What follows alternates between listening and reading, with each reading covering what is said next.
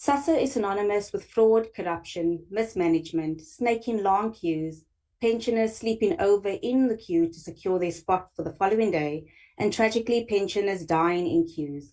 Visiting a SASSA office is certainly not a pleasant experience, but one made out of sheer desperation.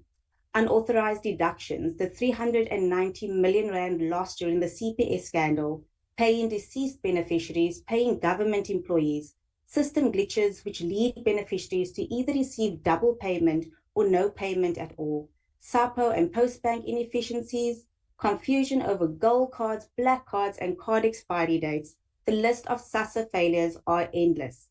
Since inviting the public to share their experiences regarding allegations of fraud within the SRD 370 grant, the DA has received over 150 emails from South Africans nationwide supporting the findings uncovered by two Stellenbosch University students.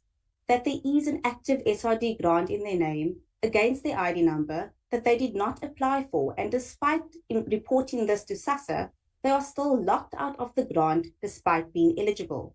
If I can share one example, open quote, I have 3 nephews and 1 niece who had just turned 18 years old who tried to apply for the SRD grant, and the system says application already active, but they didn't apply. Early January, we called SASSA customer care to report this, and the agent told us to give him the details of the application. They will send it to head office so they can cancel it. After cancellation, they will send us a text message so that we can reapply. But today, we have still not received any text message, close quote. Now, it is unfortunate that SASSA did not respond on this matter at yesterday's portfolio committee meeting, citing that their presentation would be inadequate. A strange response when SASSA has admitted fraud within this SRD grant is not new.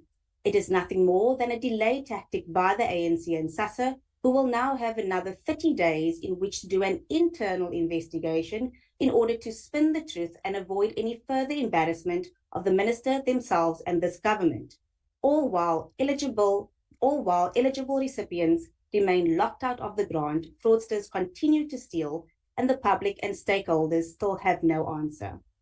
The payment of social grants account for approximately 96% of DST's annual budget. SASSA will receive 266 billion rand for this financial year. One would therefore expect the very best security systems be in place to prevent fraud and corruption, but clearly this is not the case. Is this by coincidence, incompetence, or by design? Is it by coincidence, incompetence, or by design that SASSA has failed to report allegations of fraud exceeding 100,000 rand to SAPS, as required by Section 34 of the Prevention and Combating of Corrupt Activities Act, as highlighted by the Auditor General?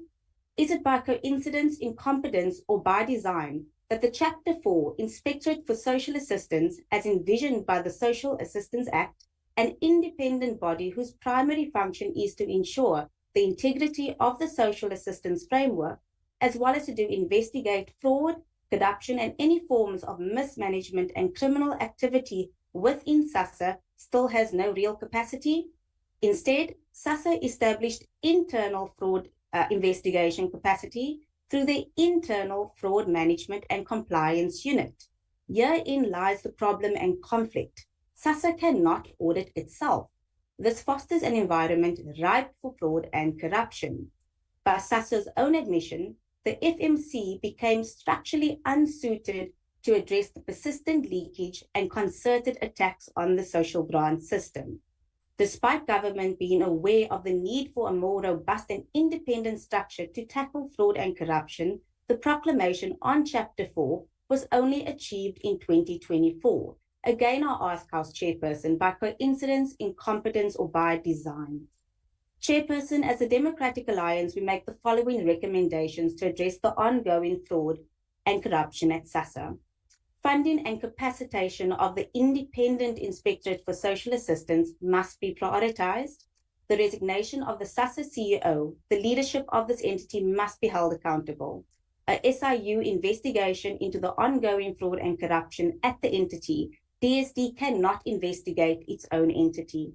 A commission of inquiry into the SRD 370 grant payment system, a complete review of the SRD 370 system, modernization of the IT security, payment, and biometric verification system, and we call for real consequence management with penalties and jail time, which do in fact act as a deterrent.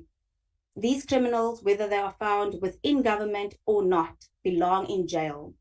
The empowerment of SASSA beneficiaries by aggressive education and awareness campaigns on how to protect themselves from and how to report fraud and corruption. And lastly, House Chair, we need political will to root out corruption. DA executive members have demonstrated that there is no department too broken after 30 years of mismanagement and corruption which cannot be fixed. The key difference is whether or not the relevant minister has the political will to do so. The predecessors of DSD have left much to be desired. Minister Talashi, are you finally the minister to prioritize the needs of the vulnerable above the greed of the corrupt? Thank you, House Chairperson.